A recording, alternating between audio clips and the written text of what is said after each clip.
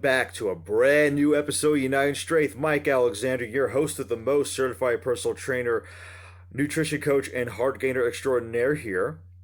As per usual, before we get started, make sure that if you're enjoying what you're watching, you give me a thumbs up. Please give me a thumbs up.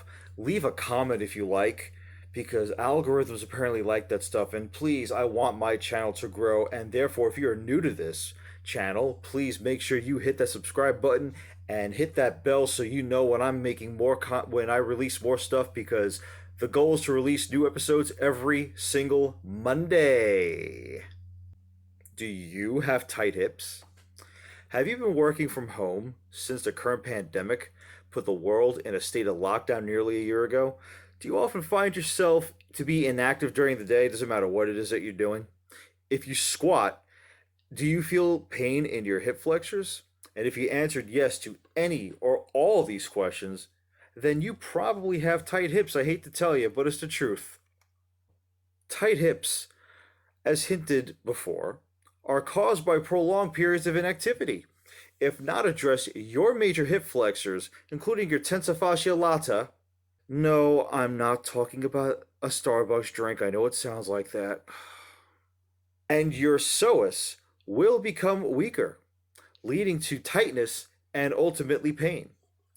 And if you squat in the gym, and I don't know why you wouldn't be, then this will negatively impact your mobility and your stability. And the more you ignore this problem, the closer you are to getting hurt, especially as the load increases. So, enter the frog stretch.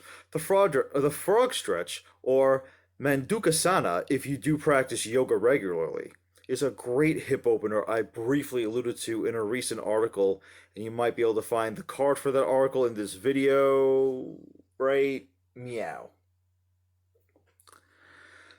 The benefits and carryover of the frog stretch include, but are not limited to, improved hip flexibility, improved squat stability and mobility, and decreased pain in key areas of the the lumbopelvic hip complex, including your hips and your lumbar spine. In terms of how to perform this stretch, before you get started, you might want to have with you a foam roller, and especially a yoga mat, and make sure it's a long yoga mat. I'll explain why in a second. You will want to warm up before performing the frog stretch, because trust me when I tell you, this will hurt like hell. And therefore I prefer either taking a hot shower or placing a foam roller under your adductor muscles, rolling each side 10 to 15 times. Performing this stretch on a bare floor of any kind may put too much pressure on your knees, so placing a yoga mat underneath you will greatly reduce any shearing forces. If you're in a gym and you happen to be wearing knee sleeves, those work fine as well. All this is optional, but highly recommended.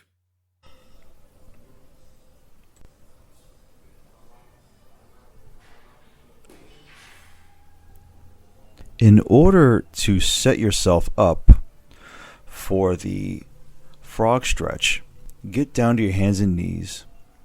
Now, if you're using that yoga mat that I suggested you get, and a long one, be sure to fold the ends up and as close to the middle as you possibly can, and place your knees onto the folded sections. Be sure to place your forearms parallel to the floor like I did here, inside your legs. Your spine stays neutral and your head is looking forward.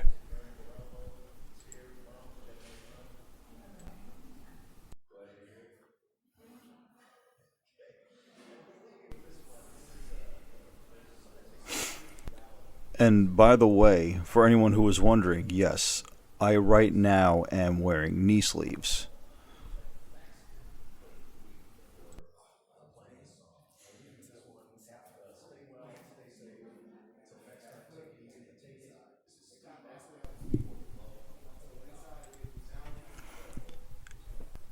Breathe in and out as you slowly move your legs more and more outward, leading with your knees. If you feel tightness, stop and hold the position where you are. This is where the move will become painful.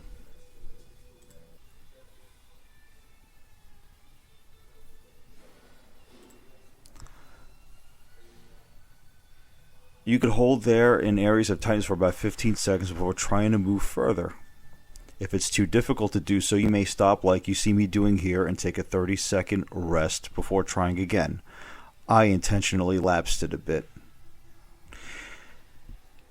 Repeat this for as many times as necessary. And whatever you do, do not forget to breathe.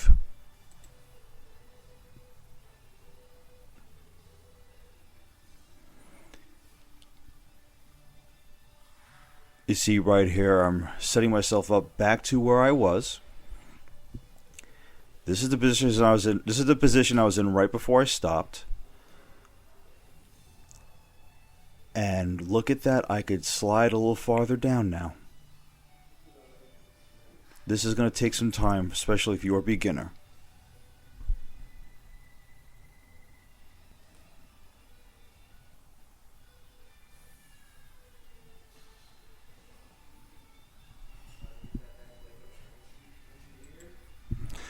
Once you get to a point where your body is as low as it could possibly go without assistance, at which point it might just get a little too tight or your stomach should be at least a few inches from touching the floor, you can either hold that position for as long as you like and repeat the steps I mentioned earlier, or you could begin to slowly rock your hips back and forth.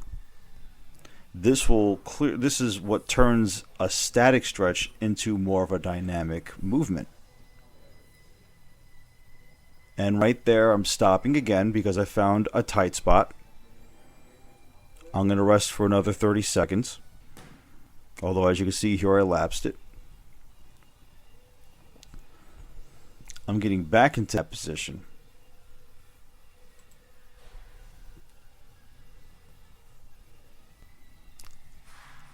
I'm back to where I was before I stopped. I'm going back into that rocking motion. And for some of you who are groaning while looking at this, yes, I know how weird this looks. I know how awkward this looks. The first time I saw somebody do this, you don't even want to know what I was thinking to myself. But I will tell you this, it's very effective.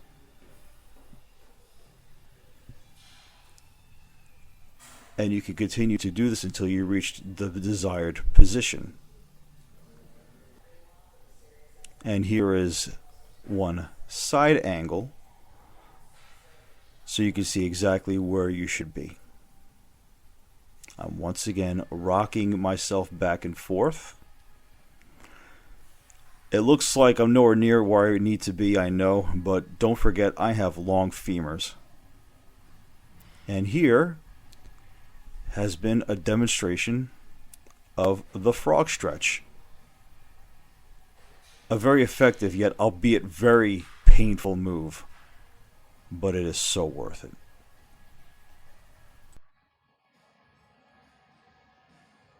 Never ever force your legs to go farther than they physically can, especially if you're new to the frog stretch. It will take a little bit of time to attain enough flexibility here. The first few times I tried the frog stretch were absolutely painful, as well as a wake up call in terms of just how tight I really was. You might not ever like to do the frog stretch, and I sure wouldn't blame you, I'm telling you. But I find it to be absolutely necessary for anyone, especially any squatter, who's lacking in hip mobility from sitting all day and making this an excellent corrective exercise. You can perform the frog stretch anytime you wish. I personally prefer to do so after my initial warm up and directly before I perform any major compound movement, in between my squat sets, and after I finish training and before I even go to bed at night. Performing the frog stretch in between sets is probably not that necessary, I have to be honest, but I feel better knowing my hips are staying fully open before the sets begin to get heavier. Remember that when I'm doing this, I'm going by instinct. Training should be equally as instinctive as it is organized. Try the frog stretch today and see where it fits best in your own routine. But I do promise you that you will thank me, and your hips might as well. That is all for now. Thank you again for watching this. Please subscribe to this channel if you enjoyed it again. Please hit that like button. I am available for one-on-one personal training at the Legendary Strong and Shapely. I'm also accepting clients for at-home training. I will come to your home. I will even do online coaching via Zoom or Skype. Drop me a line here or on my website today.